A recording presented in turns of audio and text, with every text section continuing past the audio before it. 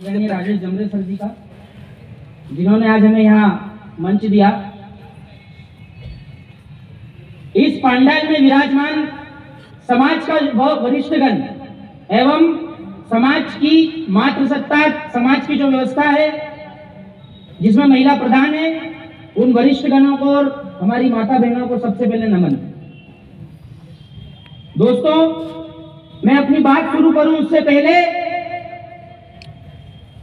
मैं उन महापुरुषों को नमन करता हूं जिनका रक्तवीर, जिनका डीएनए, जिनका खून आज वर्तमान में लाखों करोड़ों वर्षों से हमारे अंदर जिंदा है।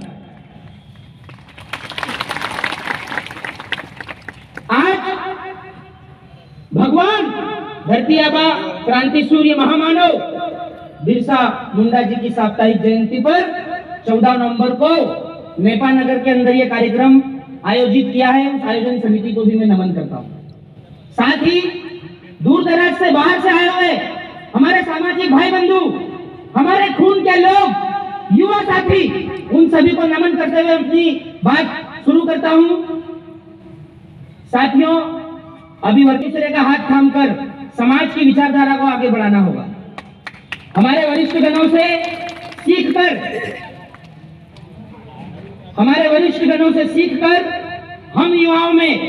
हमें युवाओं में जाकर के उस विचारधारा को फैलाना होगा। भाइयों, आपने देखा होगा पूरे भारतवर्ष के अंदर, चाहे उत्तरी भारत हो, चाहे दक्षिणी भारत हो, चाहे मध्य भारत हो, हर जगह शेड्यूल ट्राइब हो, हमारा दलित समाज हो, सबके ऊपर आपने देखा होगा हर क्षेत्र में किसी न किसी प्रकार से उनके ऊपर अत्याचार, शोषण और दमन की नीतियां अपनाई जा रही है। मेरे भाइयों, हमको यह बात समझना होगी कि आखिर ऐसी क्या समस्या है उन लोगों को जो प्रत्येक क्षेत्र के अंदर, प्रत्येक एरिया के अंदर हमारी समाज के ऊपर वो लोग शोषण और दमन की नीति अपना रहे हैं। साथियों, हम समाज में नए नए युवा हैं।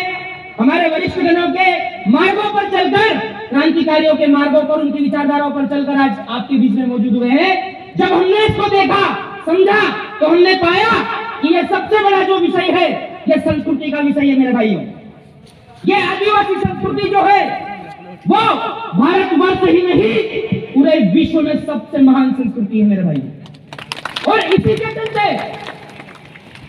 के चलते जो लोग संस्कृति के मामले में आपके सामने फिसड्डी साबित होते हैं, वो हमारी समाज के ऊपर शोषण और दमन की नीति अपना रहे हैं। आपको जानना होगा, आपको मूल कारण तक जानना होगा, मूल कारण को पकड़ना होगा और उस पर काम करना होगा।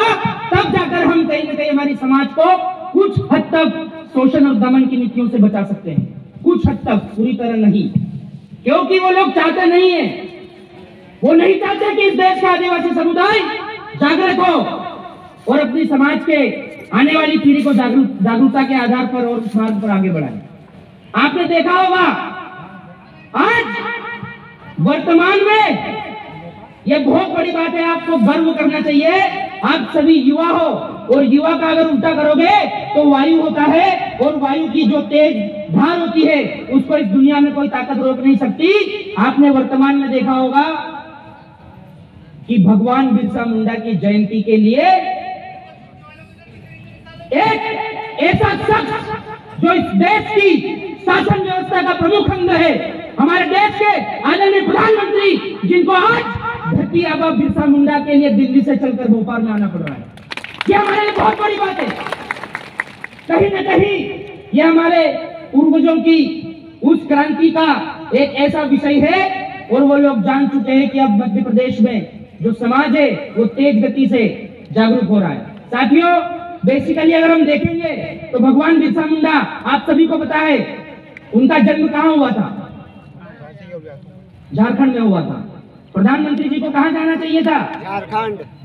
झारखंड में जाना चाहिए था, लेकिन वो कहां आए हैं? भोपाल में आए हैं। क्योंकि विश्व में अगर सबसे ज्यादा आदिवासी कहीं रहता है तो वो भारत में रहता है, और भारत में अगर सबसे ज्यादा आदिवासी कहीं रहता है तो वो मध्य प्रदेश के अंदर रहता है। इसलिए वो आपको लुभाना चाहते हैं। अगर इनको इतनी चिंता है तो जब हमारी समाज की मां बहनों के साथ अत्याचार होता है तब इनकी हलक से एक शब्द तक नहीं निकलता। तब इनकी सहानुभूति कहा जाती है। मैं बुराई तो नहीं कर रहा हूँ ना? नहीं, सही बोल रहे हैं। बुराई नहीं कर रहा हूँ मैं प्रधानमंत्री जी की। यहाँ पर प्रशासनिक व्यक्ति है, वो हमारे भाई हैं, वो व्यवस्था में लगे हैं, वो हमारी सुरक्षा में लगे हैं। मैं उनको दिल से सैल्यूट करता हूँ, बुराई नहीं कर रहा हूँ मैं प्रधानमंत्री जी की। लेकिन जो सच है वो बोलना पड़ेगा, वो बताना पड़ेगा। आज युवाओं के अंदर जो खून है वो सैलाब की तरह दौड़ रहा है। क्यों दौड़ रहा है? कारण क्या है? हम कहते हैं एक तीर एक कमान, आदिवासी एक समाज। मुझे यहाँ तकलीफ होती है सीने में ये नारा सुन के। बुरा मत मानना, मैं वरिष्ठ जनों से हाथ जोड़कर माफी चाहता हूँ, कड़वा बोलूंगा, आपका बच्चा हूँ, आपका भाई हूँ, माफ करना। लेकिन इस नारे को आज तक जमीन पर कोई सिद्ध नहीं कर पाया। और मैं जितेंद्र सरकार खरगोन से आपके बीच में ये बात कहना चाहता हूँ, एक तीर एक कमान का नारा कहने नहीं, उसका मतलब समझाने आया हूँ। अभी वक्त है, समझ जाओ। भील भिलाया पायला गोल्ड कोरकू संताल मुंडा उड़ाव केतु तोड़ा, ये सारी भावनाएं खत्म कर दो और आदिवासियों को बचाने के लिए आदिवासी बन जाओ।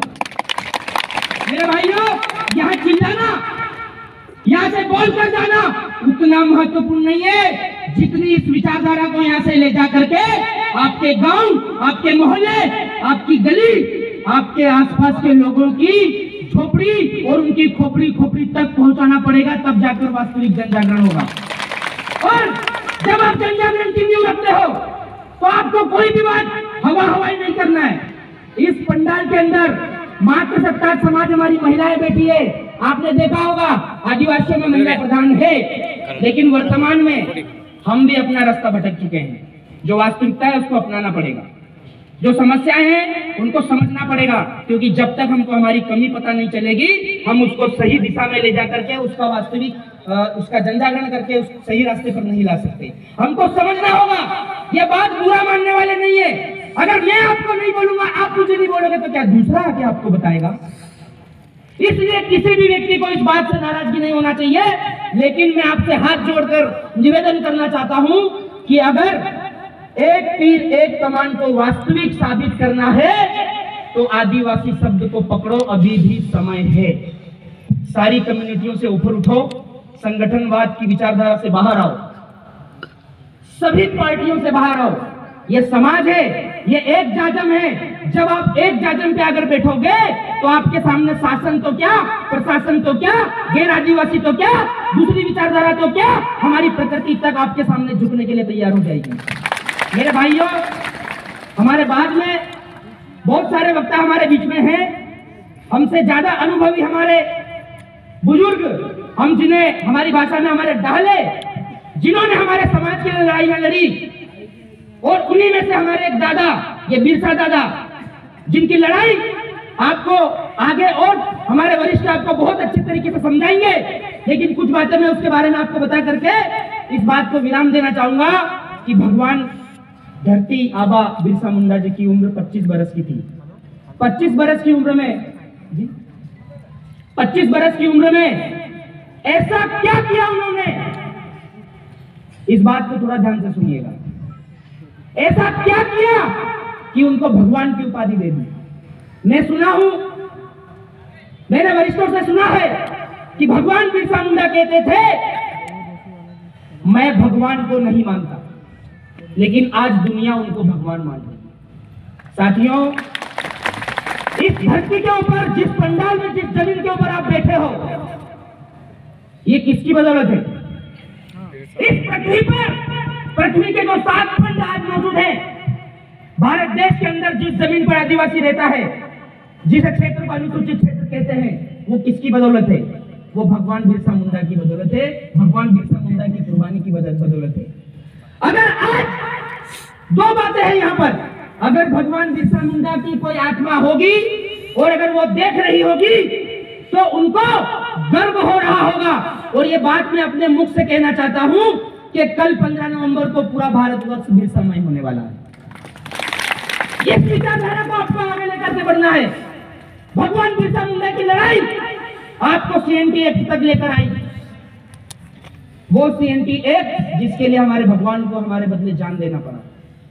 साथियों, छोटा नागपुर टेनेंसी एक्ट 1908 के अंदर ये जो उसकी लड़ाई की जो उपज हमको मिली, उस उपज के चलते हमको सेक्शन 91, 92 का अधिकार मिला। आदिवासियों की जमीन नॉन रेगुलेट होगी। हम 20 साल से बोल रहे हैं ये बात, 20 साल से बोल रहे हैं। 5वीं अनुसूची लागू करो, पैसा कानून लागू करो, काफी समय से बोल रहे हैं। मेरा एक सवाल है आपके सामने मेरे भाइयों, अभी वर्तमान में क्या आदिवासियों की जमीन किसी के नाम पे हो सकती है? अरे हाँ और ना तो बोलो मेरे भाइयों।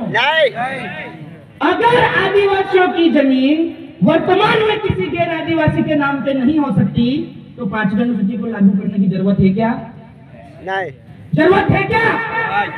कोई जरूरत नहीं है। 5वीं अनुसूची तब से लागू थी जब से वो कानून बना है। हमारी जागरूकता के अंदर कमी है। जिस दिन हम खड़े हो गए कोई माइका लाल हमारी जमीन से पैर रखने से पहले। आपको ये बात ध्यान रखनी होगी मेरे भाइयों। आने वाले समय में आपके सामने एक बहुत बड़ी वैकेंसी आ रही है। युवा पढ़ रहा है, पढ़ाई कर रहा है, लिख रहा है, माँ बाप अनपढ़ है लेकिन कहते हैं मेरे बच्चों आप लोग पढ़ो, पढ़ लिख करके अधिकार प्राप्त करो, नौकरियां प्राप्त करो। लेकिन वही शासन व्यवस्था आज वर्तमान में हमारे बच्चे जब पढ़ लिख करके माँ बाप के कांधे के बराबर होते हैं। ये बात मैं इसलिए कह रहा हूं क्योंकि मैं खुद एक युवा हूं, मैं खुद आज बेरोजगार हूं। जब हमारे माँ बाप के कांधे के बराबर होते हैं, कमा नहीं पाते, हमें शर्म आती है। और वही माँ बाप जब हम शासन से जब हम नौकरियां मांगने की कोशिश करते हैं तो वही शासन और प्रशासन का इस्तेमाल करके हमारे लोगों पर अत्याचार और दमन की नीति अपनाते हैं। एक बात आपको समझनी होगी, वो शासन जो हमें मार रहा है, जो हमें पीट रहा है, उस शासन को बनाने वाले लोग कौन है? कौन लोग हैं? हम सब हैं। तो एक काम करो नहीं, अपने बच्चे को घर पे ही पढ़ा लो और घर पे ही मार लो भाई। एक तरफ आप कहते हो कि आप पढ़ो लिखो आगे बढ़ो और दूसरी तरफ आप ही उन्हीं पार्टियों के बीच में जाकर के उनको मत देकर के आते हैं। जब आपका दिया हुआ मत, आपके दिए हुए मत से वो सरकार चुनी जाती है और वही सरकार आपके बच्चों को भोपाल जैसे, बड़वानी जैसे, कसरावत जैसे, मानपुर जैसे, निमावर जैसे ऐसे कई स्थानों पर मारती है। तो सबसे बड़ा दोषी सरकार हुआ कि अपने माँ बाप हुए? ये बात आपको समझनी होगी क्योंकि वर्तमान परिस्थितियां ऐसी है कि आपको एक दिमाग है आपके पास, लेकिन आपको 10 प्रकार की थिंकिंग, 10 प्रकार की सोच लेकर के आपको चारों तरफ से सोचना होगा। आप आदिवासी समाज वो समाज है जिसके पास समय की कमी है। समय बिल्कुल नहीं है क्योंकि पूरे विश्व में अगर आदिवासी पहचाना जाता है तो मेहनत कश, ईमानदारी के लिए पहचाना जाता है। और जो कौम मेहनत कश होती है उसके पास समय नहीं है। और जिससे आपका मुकाबला है वो कौम जो परजीवी है, जो दूसरों पर आश्रित है, उसके पास समय ही समय है। और आपका जिसके पास समय नहीं है उसका मुकाबला समय ही समय वाले के सामने है। अब आप कैसे लड़ोगे ये आप खुद सोचो, आपको समझना पड़ेगा। हम नेपाल नगर के अंदर ये पंडाल लगा रहे हैं, इस क्षेत्र के युवा इस बात को गांठ बांध लो। इस नेपाल नगर तहसील के अंदर, इस ब्लॉक के अंदर, इस एरिया के अंदर आज हमारे बीच में जो महाराष्ट्र से चल करके हमारे वरिष्ठगण जो आए हैं, इनकी विचारधारा को आपको इस ब्लॉक के प्रत्येक गांव तक पहुंचाना है, तब जाकर के ये कार्यक्रम सफल होगा। ये बात आपको ध्यान रखनी है। जन जागरण वही होता है, जो लोग नेमावर जा रहे हैं वही लोग बड़वानी जा रहे हैं, बुरा मत मानना, वही लोग कसरावत जा रहे हैं, वही लोग खरगोन जा रहे हैं। नया प्रोडक्ट पैदा ही नहीं हो रहा। नई पीढ़ी जो आने वाला जो जनरेशन है वो तैयार नहीं हो रहा है। हम ये कहना चाहते हैं इस मंच के माध्यम से कि हमको आने वाली पीढ़ी भी तैयार करनी होगी। हमको हमसे बेहतर आदमी, हमसे बेहतर कार्यकर्ता, हमसे भी बेहतर हमारे समान 50 कार्यकर्ता हमको तैयार करना होंगे, तब जाकर के यह समाज विकसित और विकासशील व्यक्ति की ओर बढ़ेगा। साथियों, अभी थोड़ी देर पहले आपके सामने नौकरियों की बात हुई। अगर नहीं मिलती है तो आपको हिम्मत भी नहीं हारना है। मैंने कह तो दिया मैं बेरोजगार हूं, लेकिन मैं स्वरोजगार की तरफ कदम बढ़ा चुका हूं। और आदिवासी कौम, आपको पता है आदिवासियों की 2 ही विरासत है। कौन सी विरासत? पशुपालन और खेतीबाड़ी है कि नहीं है? आपको पुनः वापस हमारे बुजुर्गों के रास्ते पर आना होगा। आपको पशुपालन में, आपको खेतीबाड़ी में चल करके पुनः उधर जाकर के टेक्निकल खेती करके या पशुपालन के बीच में जाकर के आपको अपना स्वरोजगार, खुद का स्वरोजगार स्थापित करना होगा, अपने व्यवसाय खड़े करने होंगे। और जो लोग आपको नौकरियां नहीं दे रहे हैं उनको इस मंच के माध्यम से कहना होगा, भाई अब हमको जरूरत नहीं है, हमने हमारा एक सिस्टम खड़ा किया, अब हम नौकरियां देने लायक बन चुके हैं, नौकरियां हमको नहीं चाहिए। साथियों, जन जागरण की न्यूज जो आप रखोगे वो सच के आधार पर होना चाहिए। हमको कुछ भी बात हवाई नहीं बोलना है, क्योंकि हमारा समाज आज बहुत बड़ी विकट परिस्थितियों में है। हालांकि हमारे बीच में हमारे वरिष्ठ दादा ब्राह्मणी जी, जिनका संघर्ष हम उनसे फेस टू फेस आज तक नहीं मिले, लेकिन हम उनको काफी समय से जानते हैं और उनको देख कर यूट्यूब के माध्यम से उनको देखते हैं, उनको सुनते हैं और अब थोड़ा बहुत आपके सामने कुछ बोल पा रहे हैं। मेरे भाइयों, 25 बरस की उम्र में जो बिरसा भगवान बन गया, जो जमीन का कानून दिला गया, जो आपको खेती बाड़ी दिला गया, आज का कोई युवा 25 बरस का उस रास्ते पर है? अगर नहीं है तो आपको उस रास्ते पर आना होगा। आप बिरसा की जगह नहीं ले सकते, लेकिन बिरसा के चलाए हुए मार्ग पर आपको चलना होगा। साथियों, ये विचारधारा की लड़ाई है। मैं किसी संगठन को समर्थन नहीं करता हूं, लेकिन जब जब आदिवासी समाज बुलाएगा मैं उस जगह पर जाकर खड़ा होगा, क्योंकि संगठन बड़ा नहीं है, समाज बड़ा है, समाजवाद बड़ा है। संगठनवाद छोटी चीज है। संगठन कौन बनाता है? समाज के लोग मिलकर बनाते हैं। समाज के 10 लोग मिलकर के एक संगठन बनाते हैं। उसके बाद अभी आप देख सकते हैं आदिवासियों के संगठनों की कोई गिनती नहीं है। सब अपनी अपनी जगह मेहनत कर रहे हैं, हम किसी को गलत नहीं कह रहे हैं। सब अपनी अपनी जगह अपने अपने स्तर से मेहनत कर रहे हैं और समाज को जन जागृति की ओर लेकर जा रहे हैं। लेकिन अब यह समय नहीं है। अब हमको एक मंच पर, एक जाजम पर, एक विचारधारा, हमारा वैचारिक एकीकरण, सांस्कृतिक शुद्धिकरण होना बहुत जरूरी है।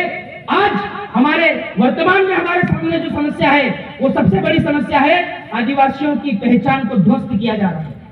आदिवासियों में मेरी जितनी जानकारी है उस जानकारी के हिसाब से मैं आपको बताना चाहता हूं। हमारे यहाँ युवा बहनें भी बैठी है, युवा भाई भी बैठे हैं। आदिवासियों की जो विवाह पद्धति है, अगर वो आप जिंदा रखोगे, आदिवासियों की पूजा पद्धति है, अगर आप वो जिंदा रखोगे तो आपकी संस्कृति जिंदा है, वरना आपकी संस्कृति सदा सदा के लिए समाप्त होने वाली है।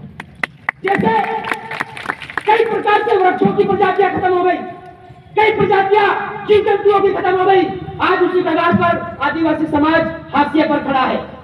और अगर ये युवा यहीं से अपनी पलटी, अपनी जो जाने की जो रास्ता है उसको बदल लेता है, तो कहीं ना कहीं वो संस्कृति के लिए सही साबित होगा और सही सिद्ध होगा। मेरे भाइयों, तो आपको अपनी संस्कृति की ओर पुनः लौटना होगा, क्योंकि आदिवासी बचेगी तो ही आदिवासी बचेगा, वरना आदिवासी बचने वाला नहीं है। ये बात आपको जानना है। साथियों, आज नेपाल नगर की इस पावन धरती पर हमें बुलाया गया, उस आयोजन कमेटी को, भाई जमरे सर को और साथ ही उनके साथ जो भी है उन सभी को मैं धन्यवाद जोहार करता हूं। पंडाल में बैठे सभी को पुनः एक बार जोहार नमन करता हूं। लेकिन आपको ये बात ध्यान रखना होगी कि जो जनगणना फॉर्मेट में 2011 और 2021 का जो जनगणना फॉर्मेट है उसके अंदर क्या अंतर है, उसके अंदर क्या बदलाव है, थोड़ा बहुत हमने देखा, हमने समझा है। 2011 की जनगणना में थोड़ा ध्यान लगा के सुनिएगा तो आपको बात समझ में आएगी, अन्यथा आपको बात 15-20 सालों से जो चला रहा है उसी तरह आप फिर आगे बढ़ेंगे। मैं आपसे हाथ जोड़ता हूं, आपसे निवेदन करता हूं, अगर हम लोग यहाँ आए हैं, दूर दूर से चलकर आए हैं और अगर हम विचारधारा यहाँ से लेकर नहीं जा पाए तो ये चर्चा करने वालों का क्या होगा, ये आयोजन करने वालों का क्या होगा, इनके बारे में कम से कम आपको सोचना है। तो 2000 का जो 11 का जनगणना फॉर्मेट है उसमें आपका अलग सेपरेट कॉलम था, जिसके अंदर हमने देखा है, हमने नेट से जानकारी निकाली तो उसमें तमाम प्रकार की कम्युनिटियों ने अपने अलग कॉलम में अपनी संख्या लिखी है।